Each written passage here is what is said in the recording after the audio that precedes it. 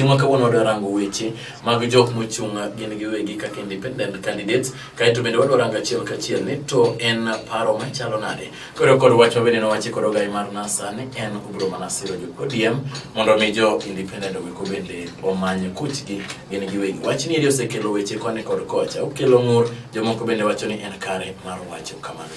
Odiochieng' ma kawuono wan kod jal molony e weche mag siasa, achiel kachiel wadwa rango wach nieri kaachiel kod ranyisi mare to moloyo e gwengewa mag Luo Nyanza. Arwaki e studio. Mosogando. Igora mogi kamoro mamuntie nyinga Richard Orengo, ano Kisumu County. Erokamano ahinya Richard, kata ka uthuolo ni mar wach e studio odiochieng' ma kawuono mondo warangi weche matimore e kinde ka kinde. To moloyo sani ere ka oganda ikore ne weche mag yiero. Orengo nitiere joma ochung' kendgi giwegi e gwengewa mag Luo Nyanza. Gichung' e kor gwenge duto to wadwa mana rango mag weko mantiere e Luo Nyanza. Independent candidates giki. Ang'eyo ni ok inyal wacho ni ne migombo ombulu e gwenge duto, but iparo ni future margi chalna. Future margi to okwanya predict because independent candidates moko nitie ma wa very strong candidates to no magi after omagi nomination process. They failed in the nomination process mag political parties, both ODM and Jubilee were not done well. So they felt they have the support of the people and the constitution day where Yeneji Mondo run as independent candidates. The only problem man the majority of the independent candidates mantie Kenya and they are not independent. Ng'ato wacho ni an independent candidate to keto picha Raila kata picha Uhuru e poster ne. Ng'ato wacho ni an independent to dwa ne Uhuru campaign ne. Ng'ato wacho ni an independent to dwa ne Raila campaign ne. An independent mang'eyo Kenya kae manyalo wacho ni independent ema na Miguna. Nikech Miguna e mochung' kende kaka independent, ok rely on anybody. Mar ariyo, these people gin ji mane participate in nomination mag different parties. Yes. As much as ni my avenue maginyalo dhigo e debe, despite bedo ni nomination otimo maber. Aparo ni kisewuok e party onego bed ni focus e campaign mari. Independent candidates nyalo win kendo most of them are going to win. Not majority, but most of them are going to win. Nikech nitie kuonde ma nominations were not done well, both in areas mag Jubilee, areas mag ODM. Koro gimana ni independent of focus ahinya on ni manyo attention kuom Raila, manyo attention kuom Uhuru. They should focus on their people and their campaign. Mondo giwin the elections. Aparo ni mane gima important. Mane gima important. Iwacho ni kagin nikech kata mana independent okwanya independent right nikech the constitution of Kenya oyieneji mondo run as independent. So independent is a legal thing and it's a democratic right ma ji mondo run as independent. Gima is not good any why are they trying to ni ngato keto poster na ndiko independent to keto picha Raila. Ni mokwongo wacho ni ana support Raila for presidency than independent. In campaign mari kaka independent. Kuro giwe oken gima ber ka giwacho ni an independent ta support Raila kata an independent ta support Uhuru. Inya support Raila, there's no problem because Raila is the presidential candidate. Yes. Presidency ingeni kata mana independent is also a citizen of Kenya. Obe nyakobedi ngamo support kuom Raila Uhuru. Mano is okay. Onyalo support. But gimo kane tiende mondo get poster mar Raila because Raila is in a different party. Raila poster mar Raila paro ni jomonego bedi tiyo go en mana members of Raila's party. ODM kata mana NASA broadly. Yeah. Nikech en frat bera mar NASA. Kuro jo independent gikonego bedi tiyo kod picha. It does not show the idea of independent. Independent means you're not aligned to any political party. Independent means you chung kendi. Iwinjo. Koro mane ma important. Ka iwacho ni chung kendi, tino niket colors mag NASA. Mano kara donje NASA. Yes. Ng'ato kaka David Ochieng mochung Ugenya, ochung gi party marumo MDG. Yes. Ochung e party. Koro endo nyawacho ni party no is aligned to NASA. But independent ok nyawacho nikech independent onge party. Eno chung kaka independent kamano. Erokamano ahinya. To wach mosebedo kakelo ng'ur koni kod kocha en ni nitiere kaka juma mokalo chande ne migosi Raila Amolo Odinga ne odhi e gwenge mag Rarieda kocha to nowacho ni mondo mi oganda ogo ombulu ne jo ODM. Aneno kama indi ne beto chwanyo oganda mamoko bedo chung kaka independent gi kaachiel kod maybe johera gi moko aseno ka ng'ur nitie koni kod kocha kaka wacho ni migosi Odinga uwo mana e lemo modwaro mar presidency kiko uwo e jotelo modwa ne yier piny Kenya. Gima nyaki appreciate mokwongo migosi Raila Odinga kapok obedo presidential candidate mar NASA. Yes. Kata presidential candidate mar ODM and party leader mar ODM. Koro kaka party leader mar ODM migosi Raila Amolo Odinga nyaka is a requirement mar party leader. Mondo campaign ne candidates mag party ne mag ODM. Mano is a requirement. Nikech onge kaka nyacho ne party leader mar ODM to ko support kendo ko campaign. Kendo ok allocate time and resources mondo candidates mag ODM win. Mano gima Raila nyaka tim kaka party leader. Ma is required of him mondo team mano kaka party leader. Mar ariyo, adwa nang'iye more broadly en ni independent candidates moko are very strong. Tiende ni gin gi supporters gi ji mo believe in them. So gima challenge mar Raila ni Raila en party leader mar ODM to Raila also a presidential candidate. Yes. So sama en party leader mar ODM, ingin magi guta ariyo, gudu mar party leader gi gudu mar presidential candidate. Yeah. Sama en presidential candidate imanyo kura jite. Sama imanyo kura jite en tiende no kinya wuothe gweng ka gweng. Ngeni independent MCS, MPs, senators, governors. Yeah. Koro as a presidential candidate, ntie opportunity moro ma in go kanyo mar joma ochungi timo ni mobilization. Yes. Iwinjo Jeff? Koro ka ng'ato do chung MCA, to dwano yombi ka chung MCA kodi Jeff, adwana yombi, I must mobilize my people to go and vote for me on the elections day. Sama mobilize jogagi, the presidential candidate benefit, because he does not need to spend money and time mobilizing those people. Jimo chunga. Yeah. Timo ne mobilization. Adwana mi example. Kinyo county kaka Kiambu. Yes. Kabogo chung, independent, Yes. Waitito chung. So sama Waitito timo mobilization mondo ji wuogo dhi ogone ombulu mondo yom Kabogo. To ji mokelo go dhi gocho no Uhuru Kenyatta automatically. Yes.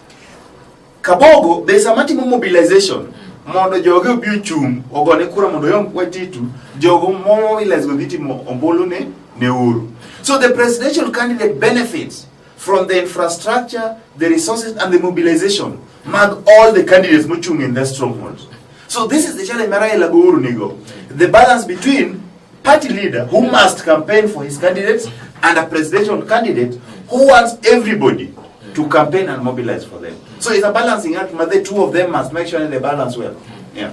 Rokone nya orengo winjo wach no eroma ikelo gima dwani mondo chaka doge chiel ka chiel ni to kadi wach mane migosere wacho ne kaka party leader nyaka o campaign bene ne jo ODM. Yes. Mano kaka party leader mar ODM wacho ni bene kechene presidential candidate odwaro mbulu mag ji duto. Yes. Oganda moko aparo ni mbe nding'eyo kata social media ka indisane gi wacho ni kadi poni Raila dhi nyime kod dwaro machalo kamano. To gin gibro mana lingo mbulu kamoro achiel mondo mare no ero bende giwere. We paro ni mano to nyalo hinyo ji e machalo. Mano nyalo hinyo Raila in terms of the number of votes Raila they yudo in his stronghold. Yes. Because ka jogo dhi to gocho ne ka dhi to gocho mana ne governor. Let's take an example mar Kisumu County. Yeah. Supporters mag Jack Ranguma gi supporters mag Professor Nyang' Nyong'o. Kopo na dhi gocho mana ne Ranguma kende to ka gocho ne Raila. Mano they affect the presidential vote mar Raila. Because Raila is in a very competitive race against Uhuru Kenyatta, who is an incumbent man structure. Yes. So Raila needs every vote. And everybody muchung in their respective areas, from MCA, nyaka governor, nyaka senators, must mobilize as many people as possible to come and vote for them and also vote for Raila. I think it's also high time mondo those independent candidates who supporters kick bed gichu maraj mondo wangeni waduto one interest mag gocho ne candidate wa but one also interest meduong mar gocho ne Raila Odinga as president and areas mag Uhuru nyaka ngino timo that balancing act. I think it's the responsibility of ngachung mondo make sure ni ji obedo mobilized. Raila neno from his analysis ni mobilization my independent candidates they timo oknya affect turnout in his areas. Then when you know independent candidates are not important. To come down in mobilization value independent candidates they add a mobilization mare. To nyakoneka ko the ORPs independent candidates mondo make equal platform to campaign. Because it's also their right to campaign. Yeah. Koro mano bro nyiso ne kote kamano to bro nyiso nano nikech koro kodhi e gwenge to obro gino bro pimo gima wacho ni mondo me o balance maber ni gima neno ni at the end of the day yes the responsibility of electing leaders is with the people. If the people decide to elect an independent candidate, what I would request those people to do is to ensure that some gigocho ne ngat gino to Raila Odinga be gigocho ne mondo win presidency. That is what we can wish for. Okwanyangiso jino chuno mara nya kugocho ne jo ODM kende. Independent candidate. The people in those constituencies, in those wards, in those counties, must be allowed to elect the leaders of their choice. Yeah. Get money democracy. Leaders Raila Odinga also as a party leader must also campaign for his candidate. And competition.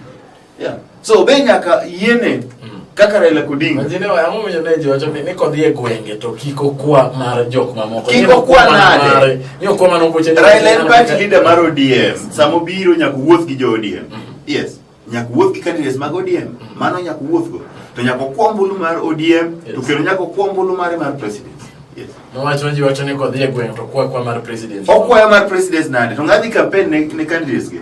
Those are his children. Nyako campaign ne. Koro mano en tire gi ratiro duto mar gone gi de. Nyako campaign ne. Nyako campaign ne.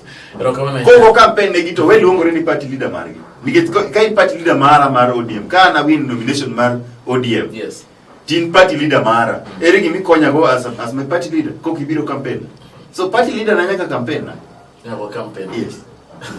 Ero kama na nya Orengo Richard. Chakinyisa ni to. To gima jo independent ngeni mang'eny be ok ywagi. Moko ema ywag. To gima seneno gi independent ma ywag go. Ok gitegno ground. Nikech kane be gitegno ground to kinyal luo gima Raila biro wacho. Nikech Raila biro mana kwa ombulu ne joge gi ombulu ne. To kinya motegno ground. To kata Raila wach. Raila bro wacho gigo to ji madhi go ombulu sama ng'ato semiye ballot paper ni Jeff Kuro ma ballot paper ni. Tibro mona gocho ne ng'ama idwaro cha. Nikech Raila be ok ochwado ji gi thuon mochuno ji ni mondo goch ne jo ODM. En okwaya gi mon jodalawa kugocho to pare uru joga ma jo ODM. Mane gima Raila wacho. Ero kama na nyorengo to ini Raila ko wacho ni kikugochne ni jo independent ginene miswa kata ni gin joma richo wariembgi wacho mane bana kudhi go ombulu e ballot paper kacha angeni une jo piny une man gi right pare uru joga ma jo ODM. Ero kama na nyorengo nyisa kaka ng'ama olonye weche mag siasa ni to ka irangi mos angene ni rango kane itimo welo irango kane oganda ikore ne welo ka oganda dhi welo ka achiel kod tok welo kaka ne gigi otimore. Gima dwani ya penje ne yo kachira kachingisa ni most of them nyalo win independent candidates to wacho ni ok majority. King'iya maber kaka nong'iye kapok nochakore gi kotimore kendo toke. Iparo ni jok modhi kaka independent candidates gi kiduto. Gin dibeda ne giduto ne omagi ne onge manolo. Ingeni gima rach gi siasa mar Africa kata siasa mar Kenya seche moko any very few people have developed democratic conscience. Nick Jeff Kwadhi Kodie Debe to one year as a competition. And in a competition there must be a winner and there must be a loser. Yes. Mano jo wapoko chopokanya. But another side mabenya ka appreciate ni as a country we have not developed processes motegno mag political party nomination. So political parties give a lot of intimidation, a lot of conniving, maji pond to kwalo pesa, a lot of malice. The unmanaged process, mommy of the process does not become free, fair, and transparent. Koringeni katangato no yombe. Tobu ajajani no yombo. So you cannot prove the process is messed up. Allow me example kaka mar Kisumu Central. Yes. Kisumu Central, one kaka yo Kisumu Central, lewa de gombolo. Do you know the first announcement manobe ilo team ni keno bro ilo 24,000. To jimane ntie kanyo wajan keno bro ilo 2,000. Tingino se mana chopo orange house se mana mia certificate. To kendo kinyo book ni awudo ilo 12,000. Kayo doke debe kendo ilo bro ilo mana 800 kende. Kuri wanto ka 24 man no go to neko bikani. So you can see there's a lot of processes man not clean.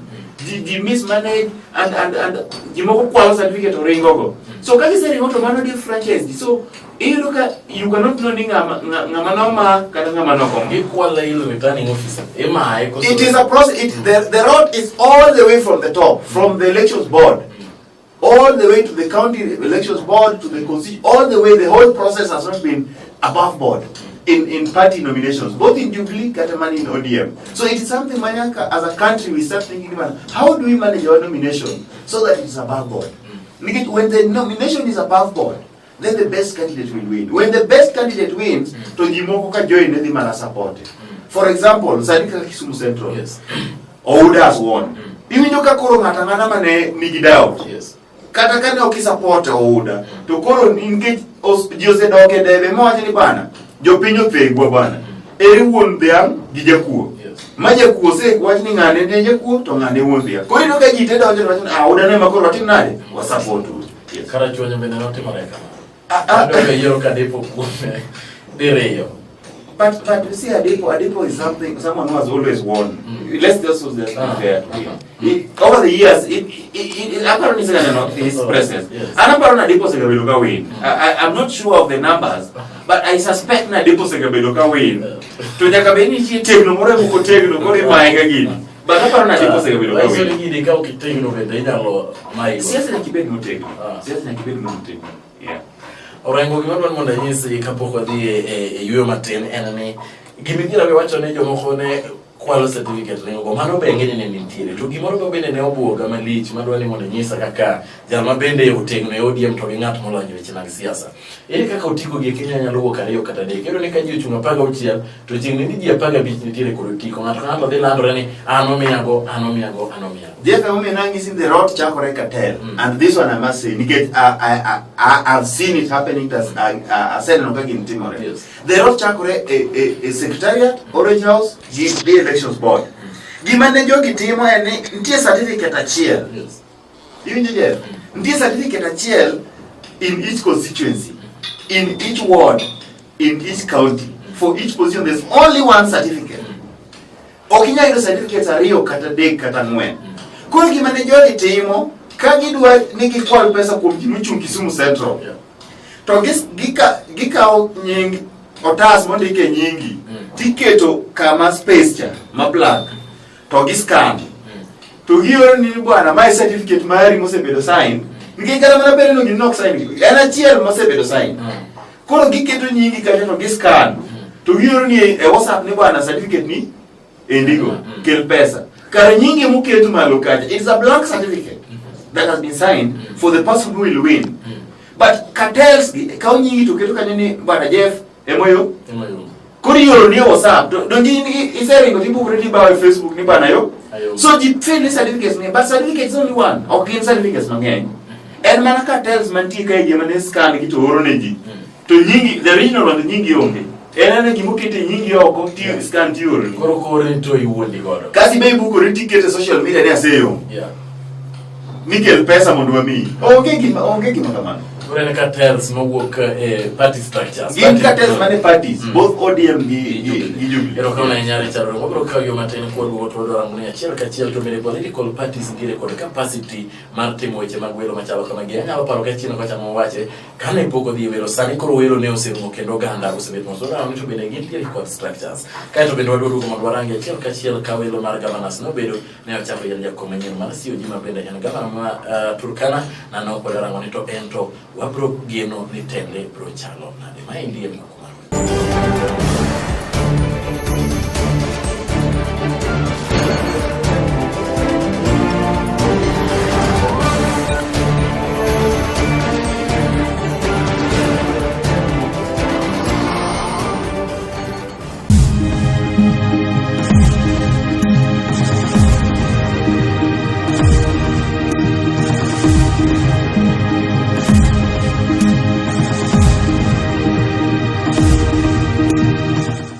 Inte jara malolo TV wachako duoge thuolo mar ariyo ma indie ncheno mar kuku mar wach odiochieng' ma kawuono no watemo rango achiel ka achiel kinde mag independent candidates kata jok mochung' gi giwegi warango ni to bende gintiere kod kinde mar yudo loch to moloyo e gwengewa mag Luo Nyanza.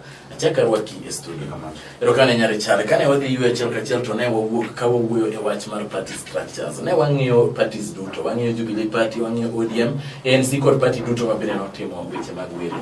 Iparo ni sani koro ka wadhi nyime bang' kwaseneno kaka ne party nominations ne otimore. Wanyalo wacho ni bende parties obedo kod otego bende gin gi structures makare mar timo process aina. Of course, political parties to onge structures. Manyalo timo magni. Yeni timo party nominations is the same as a general election. Nikech parties madongo kaka ODM, kaka Jubilee, they are doing it all over the country. Yes. Apart from a few constituencies or a few areas. But generally, gitime in over 30 counties. Yes. So man is a magnitude of a process. Makata manade budget allocation meeting wogino. Yeah. The parties don't have that money. The budget parties allocate for party nominations is not enough to timo that magnitude on exercise. So I think we need to look at it, Nibana. Do we need to approve more money through parliament to go to political parties? Or do we need to ensure that this money is given to another agency, Kaka Electoral and Boundaries Commission, to manage these party nominations for political parties? So I think that's an important aspect. Engage kwa kete a central place ma electoral commission manage this process. Yes. So gik moka dek dhichi more. One, gimoro no nyalo kwala certificate dhirumo. Okinya kwala nikech ijabedo itimo gi IEBC. Number 2, idhiro ni okinya ido ni jo ODM goche elections mar Jubilee. Iwinjo de? To okinya ido ni Jubilee goche elections mar ODM. Kidwa ng'eyo example kaka ma Nairobi kae. Chieng' elections mar ODM to Jubilee gocho te elections mar ODM. chieng elections mar Jubilee ODM gocho te nyaka jo NC goche gi list man goche onge list nitiyo gi list mar onge kada list mitiyo go kisedhi gi kipande tigo aga kuon onge list ni ma onge ena list mar ni IBC ni are you a voter here yes tigo aga kuon. So I think that is one of the ways we will ensure ni pesa ma wanyalo choko mondo kik pesa ne bed mismanaged by political party and party leaders. Pesa no mia IBC to gi manage no election process mar party nomination. Giwacho ni bwana chakri tarik makama nyaka tarik makama wadhi timo nominations mag ODM. Yes. To pesa mar ODM budget gi kaw from government to gitimo go logistics. Wadhi timo mar Jubilee, wadhi timo mar ANC chieng makama, wadhi timo mar Wiper chieng makama. To gin gi party list muwoka register political parties. Yes. Magitiyo go IBC to gitimo go party nomination. That will make it clearer so that you find kajef inichung karachuonyo. For example, to jo ODM kende ema gochuni. Nikech onge kaka jo members mag another political party inyalo yiene mondo nominate another candidate in another party. Yes. Yes. So I think money is important and we need to think about it and I challenge Jimadiro in the next parliament, most of the legislators. We need to come up with legislations. We'll propose a new legislation and legal framework. Manual ensure this process mar party nominations is moved away from fracas kakas mag Judy Pereno ginigi. Mono bed managed in a way that is serious, that is prudent and that's professional.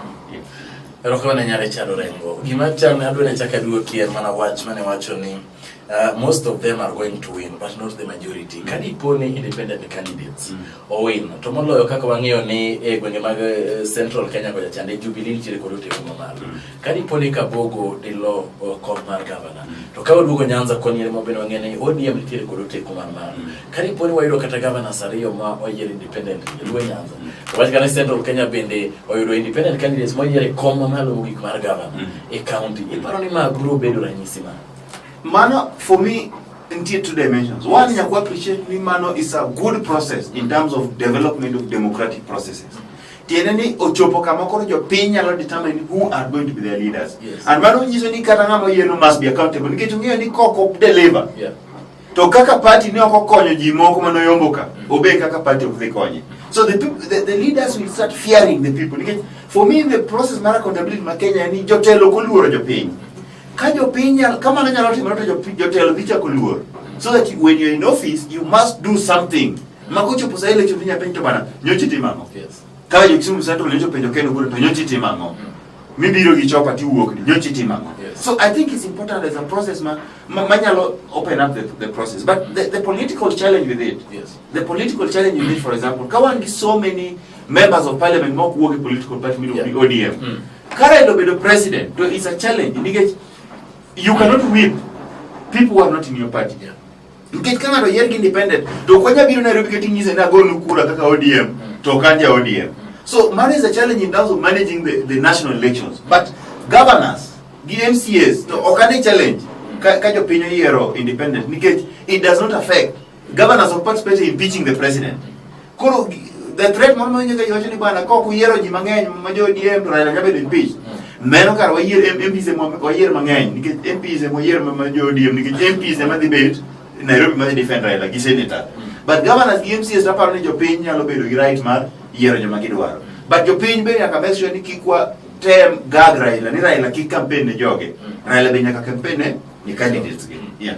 Ero kama na hinya. To iwacho ni to independent gigeto wacho ni gendo iwacho ni ok ber ka gichagi kaw poster mar jok kaka mar Raila koduru giketo. To giketo na. Giketo picha no Mano tiende no gin independent.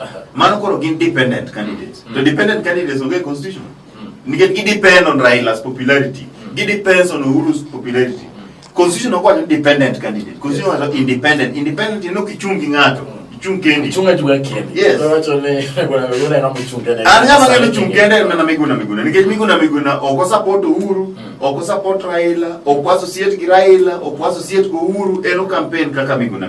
Riwruok mar independent candidates ne oyaw Nairobi kaendi jo mokalo. Nege wacho ne gin gipak Uhuru Kenya. Maga mela nikech ingeni kwa wacho ne riwruok mar independent Jeff. To mano propaganda ma jowa moko do tiyogo mondo wagak go candidates ma independent man Luo Nyanza. I can tell you the independent association of independent candidates was formed. Yes. To 100% mangi manikanya ginju Jubilee.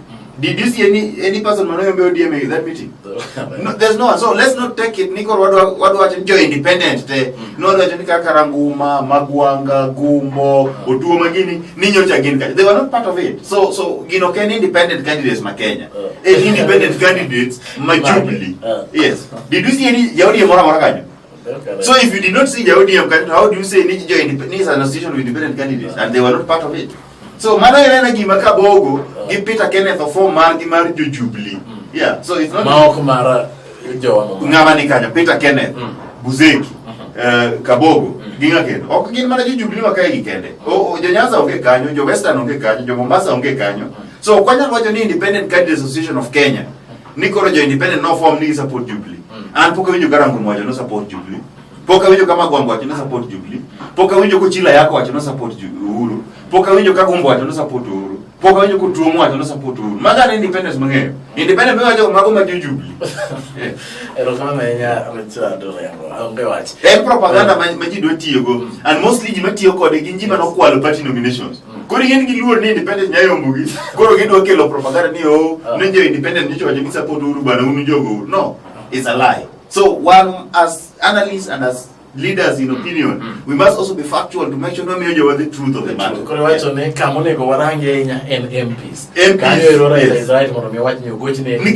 needs MPs to pass legislation in the National Assembly. Raila needs MPs when he's going to be impeached as the president. Raila needs senators when he's going to be impeached. Even to governors, why yara jawa? Yeah, we must allow our people. And Kajo Pinyo Yero, they're independent. Yes. And I don't mind. Kajo Pinyo Yero, ODM, I don't mind. But MPs, Kaita Parano, Wamiuru, ODM, and obeyed strong in the House. Yeah. MPs. Yes. Wasn't MPs? MPs, give me a communication. Poka MP much independent. Did independent Moko MPs? MPs were me a ODM can. Yeah. Because the MPs my independent. Someone people here no Kanye. Wame a major ODM. MPs watch on and Gima or Omina. Because we need MPs, Karelo Bello president, we need MPs in the National Assembly. Monobeli tyranny of numbers, the National Assembly. Governance of Coca and the President Kuru. Kuru governance to Japan Yera Kagido. Yes. Raila Bewe you campaign the governance Magi Muchunge. To independent candidates Bewe Tio in Raila, Niket games and again independent. Ki campaign Kaka independent. Kain Jack Ranguma. To campaign a Penaka Jack Nunguranguma. Give out to me as support line. In your watch ni support, but Kiki was ni Tingo Ningrele, which get on Belle. Kit Ningi Belle, Kise campaign in general, say Kumburu, Jacomuru Digabuchum president, Beugone. So you can't come Mario, Nick want to watch on the Raila, you accept. I'm vice versa. I'm not kind of vice versa. No, you watch in Raila so that people can accept them where they're not accepted. But if you are independent, but in the I don't want you independent, you are Facebook, ma complain, or Raila watch.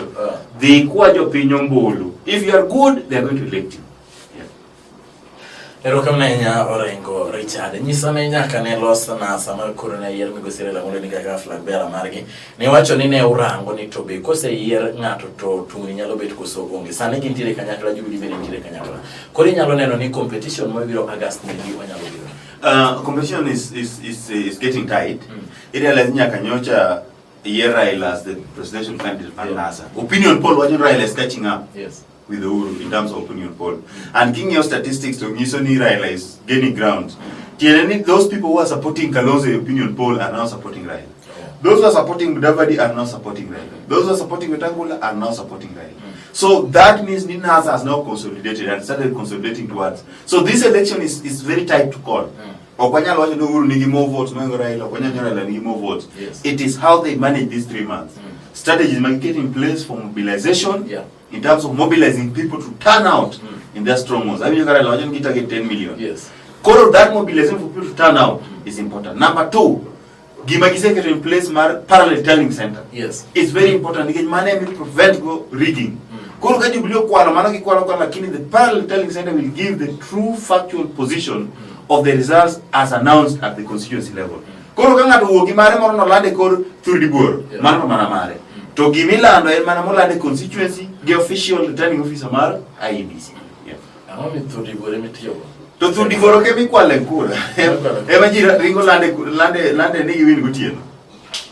Koro yiero ma Kisumu ne olande gima miriam. Ana wacho mana ni ka poto lande through the body. Olande. Koro manyiso ni temo wacho ni lendo mar Kisumu ne ok otimo. Kisumu ana okabi wacho ngama support sa new national TV. Ng'ia support nga for government. Ana ni wacho ni ne ok welo ne ok odhi. But see, we must also not pretend. The truth is that welo no kodhi maber, maka no to the tribunal to ODM ema noloko ni gin ne gimiyo nyongo direct nomination. Yeah, so we must say ni kata gima no land through the goals null and void ni ODM no go to me elections ma governor Kisumu. Ni ne giwacho kendgi ni nyongo ne gimiyo direct nomination. So it means ni nomination mar governor no go tim Kisumu. Yes. Erokane nyarengo to nyisa ni mana kama nwadoke chande apis mar kaparo kaachiel kod migao mar interior mar Kaiseri no wacho ni tiyo kod figures gi ki chalo hate speech kaka kori wacho ni Raila no wacho ni get 10 million man iparo ni mano rachne nitiere kure koro Kaiseri gi kaparo gindo ne giwacho mago na why didn't they tell Ruto kane Ruto wacho ni gin 70+1 yes 70 yeah negi wacho Ruto negi wacho ni gin gidhiombo 70+1 yes dak negi kwere Ruto ne owetiyo gi 70+1 kagi wacho ni Raila owetiyo gi 10 million yeni magi ma oko nego beno discussกันnation TV nikech sai moko mi aparo ni ngana ne Kaiseri gi ka papa ni nyomo mer gini makeni matin yeah nikech gidwa no discuss gimino trivialities gik mo kony gik mo add value kata gi wacha ngo kata gi bigi bonde okinya mono ngato wacho gimore campaign mare slogan mare because wacho ni 10 million yes 10 million is a number kidni inya kwa 1 to 10 million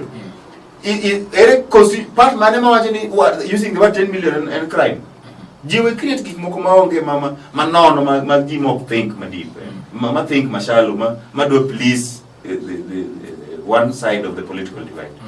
Ero kama nyorengo mogik en ni ne waneno ka wal jakom manyien mar council of governors governor Maturkana na nok Josephat nyisare ento iparo ni koro onyalo poko telo mang'eny to iparo ni onyalo tayo weche mag sirikal mag gwenge machalo. First of all adwa ni awach ni council of governors gimomino nok no yude ni Jubilee governors were not interested in that thing anymore nikech you can see ni kaine council of governors chato nyaki antagonize national government koro most of the Jubilee candidates stayed away from gino griyoga kod maber in the strongholds kama chuno ni koro gi antagonize Uhuru Kenyatta mano number 1. Number 2 in terms of time which mag county governments for me pokana a significant role ma council of governors play. Council of governors is a ceremonial body ma governors kose olgibeto mabe which ka gi olgibeto mabe girangu magi jogi to gibiro Nairobi to gimadho chai to giwondo ni gombaka there's nothing they do.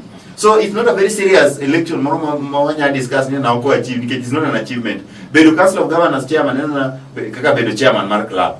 Yeah, okay, ngi moro malich and it does not have any influence on the county government. Yeah. Ena na club maji biro ka gise kana noko olgibete buru tro kana kucho. To biro Nairobi ka gimadho chai to gidoka. Pero wacho ni en office maonge ti. En office maonge ti. Ena na kama giro ome to gigombaka to once a year giro mongi president to onge bengi magi wacho. Yeah. Erokane nyare chalo wenga. Kwani rokama. Ini sio vitu kimagi wacho. There's nothing they say. Nige adwa na page ni ya. Isaac Ruto ni chairman of council of governors. What did they do apart from call a press conference? Nothing. The council of governors does not have any is another constitutional office. Yeah. Oginyal kana advocate mama budget. There's nothing they can do. Gina club ma governors kose olgibete korgo to gibiro Nairobi giwe gimal cheto gidok. Erokane nyare chalo rengo kuonga thuolo mari mar chopa chaka chile studio mar lolo mondo me warange weche matimore kindege kito moloyo mago eko mag siasa mabende intiere kod lonyo ngala gonyero kano kumbira kendo kwacha komanyi biro thuolo mondo me iduogi mondo inyiswa achiel ari adek matimore kawuok e Lolo TV anje fulo mbaka uritu masani.